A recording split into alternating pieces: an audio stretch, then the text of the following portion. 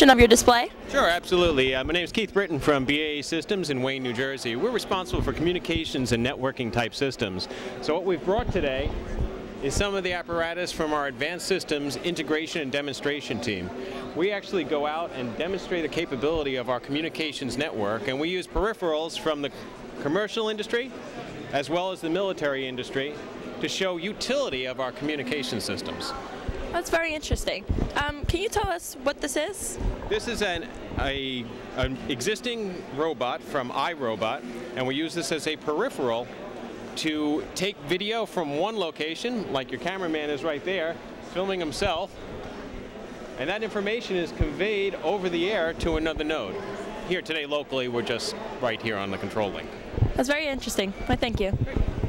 We're here with Ray Chase, and he's going to tell us about his exhibit. This is the InfoAge Learning Center, which is a science history museum in Wall, New Jersey, just below Asbury Park. And we have several museums and learning centers where our goal is to inspire kids to take up careers in science and technology. And this is a description of our facility, and we have some displays covering Morse code, cell phone development, radio, computers, anything involved with science and technology, particularly electronics, and the history of radar and communications. That sounds very interesting. And we invite people to come visit our facility. We're open Sunday afternoons from 1 to 5 in Wall, New Jersey. Our website is www.infoage.org. Very extensive site with a lot of history about our facility. All right, well, thank you. So we're here with Evan, and he's going to tell us about his display. Hi, I'm with a club called March. It's Mid-Atlantic Retro Computing Hobbyists. We're sort of like an antique car club. We collect and fix up and exhibit vintage computers from the 40s to the 80s, after which they got boring, before which they were, steam-powered practically. And we're part of the larger InfoAge Science Center, which is a former Army base turned science museum down in Wall Township, Jersey Shore. And here today at Science Festival, we have an IMSci. This is a 1976 built-to-yourself kit computer before microcomputers, made famous by Matthew Broderick in the movie War Games. And it's programmed 1 bit at a time in hexadecimal. This is a poster of a computer called Moby Dick, the world's first portable computer.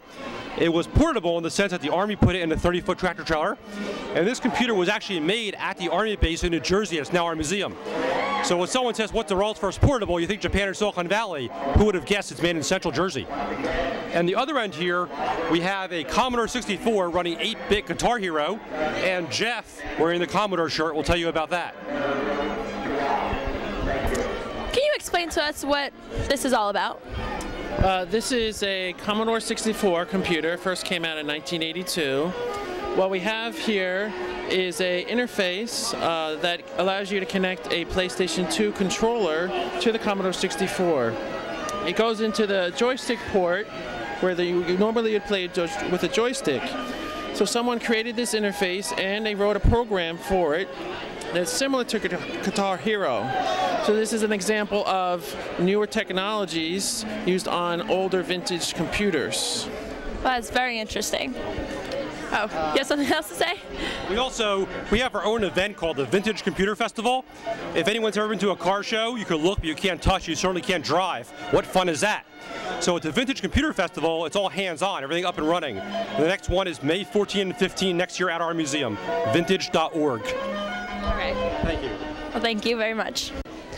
We're here with Adam, and he's going to tell us about what is groundwater. All right. We have a clean lake on this side and a leaking landfill over here.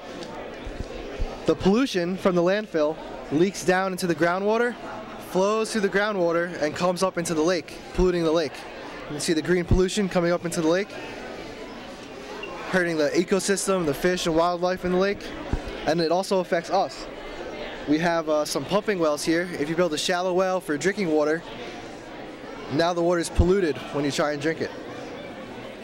But if you dig a well down to the aquifer, it's protected by a layer of clay, and when you take up that water, it's now clean.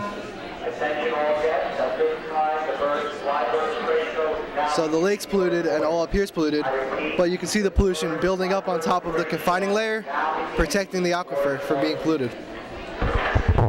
That's very informative. I thank you.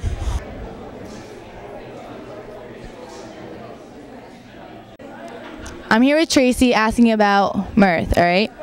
So what is MIRTH? MIRTH stands for Mid-Infrared Technologies for Health and Environment. So what we do is we use mid-infrared light, which is commonly the heat that most people give off. That's mid-infrared light. That's a good example. And we use that for applications in health and technologies. Would you think you could use it on any other camera? The camera shown here, the infrared camera, so that one detects infrared wavelengths. And on other cameras, they detect visible wavelengths, which is the colors that we can see with our eyes. So we can't, so that's why this camera is special. Would you think, like, how do you think you could use this? In applications? Yeah.